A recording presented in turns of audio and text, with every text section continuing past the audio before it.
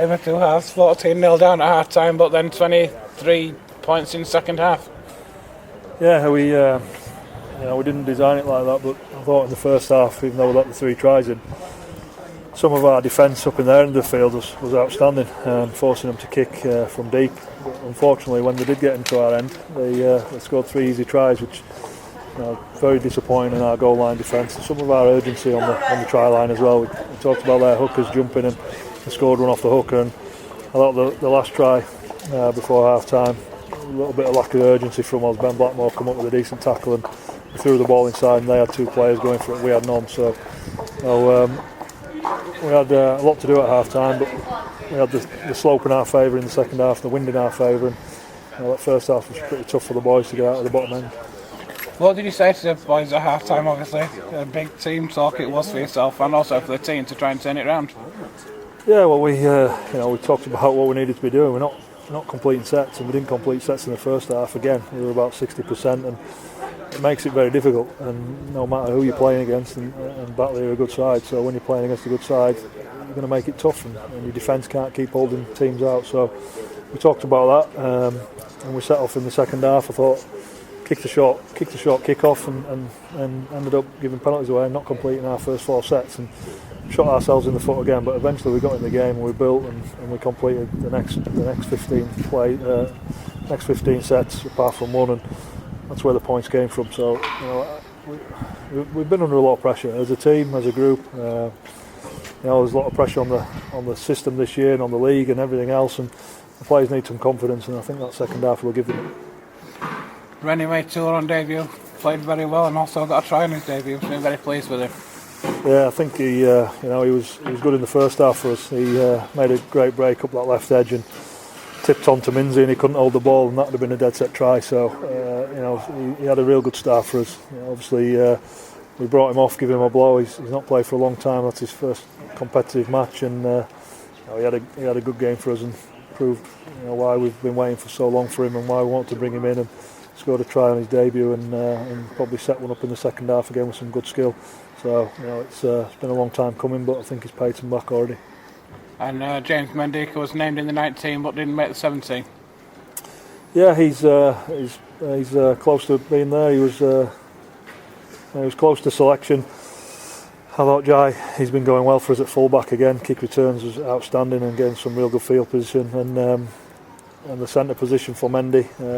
We give Ardo another go, and Thomas Mins came in, and Mendy just missed out, so he's disappointed like you'd expect, but there's an opportunity for him next week now. You must be very pleased with the form of the back 3, especially Blackmore over the past 2 or 3 weeks has been superb, especially since Dewsbury, and Jai and Will Sharp as well. Yeah, I think this game I thought the forwards had a bit more of a crack and got some ball in the hand, and Jordan Baldenson was great again, so Sharpie, Jai and Blackie probably didn't do as much work as they have done in the last 2 games, but they're still bringing the ball back very well for us. They look a threat, and this pitch was very soft today, and Jai made a couple of half breaks, and on a dry field I think we're going to see him perform very well for us. But we've got options in there, and like I say, with Mendy being available, so they've got to play well, haven't they?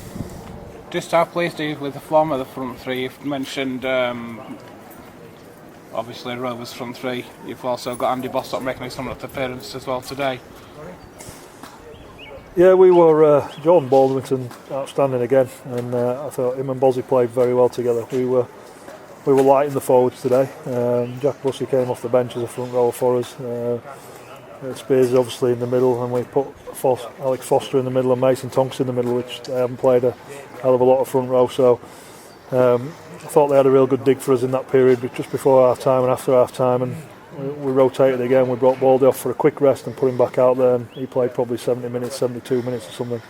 But the front row were going really well, and we just need some troops back. We lost James today through injury and Woody through injury, and the guys who did play stood up, and it was a big pack that we're facing there. They've got some big guys in the Batley team, and they put us under a fair bit of pressure. Difficult spell for Rovers, especially at home. You've had some difficult results home, and a lot of pressure from the fans as well, on yourself and the players. What would you say to the fans? Like I said last week, just stick with us. The first half, not how we wanted it to go, but we knew it was going to be tough. We went uphill in the first half. The wind was against us. and we had to have a dig, and we didn't really control the ball in the right areas of the field, which give them opportunities to score. I thought coming in at half time at 14-0 wasn't that big a deficit, and neither did the players. We knew if we came out with the ball and put some attack together and kept defending like we had done in their end of the field, we'd be all right, and I think we were.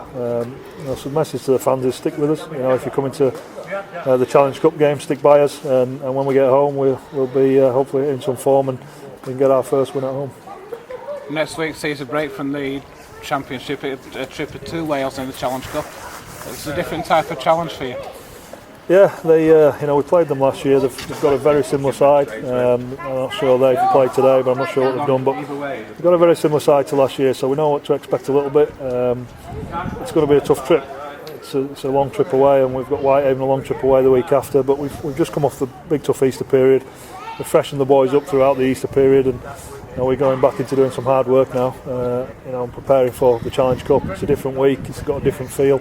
And it's a great competition to still be in. Are you looking to change much around next week for the Challenge Cup? Give some of the players who have been in there a rest? Yeah, possibly. I don't want to change too much. We've had to change a lot of things anyway, and we've been forced to a lot of changes. And Sam Irwin's took a knock today, so I'm not sure how he'll be.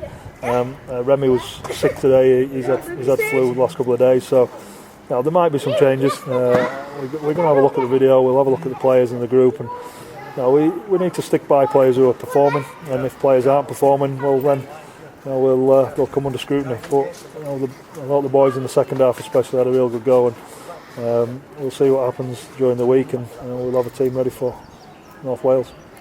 Any other injury news? Not yet, no. The doctor's gone and he said everybody's fine. It was just Sam Irwin we've got a concern over, so we'll have to have him checked over tomorrow. Andy, thanks very much. What's the prognosis on Matty James and Paul Wood? Paul Wood's broken a bone in his foot, so he's going to be 4 to 6 weeks. Speaking to him last night, he's keen to just get back in 4 weeks, so we've got to have a look at him, get the right recovery protocol in place, and make sure he's not pushing himself too hard, because these injuries can drag on, and you try and break the back of them early and it doesn't do any good. So hopefully it'll be 4 weeks, at the worst 6, and we'll miss him, but he'll be ready to go when he comes back. With Matty James, he's got a whack to his elbow last week. He went down in a collision and hyperextended his elbow, so it's more soft tissue than anything else, and when he's able to play, when he can handle the pain, he'll be back in contention. Thank you.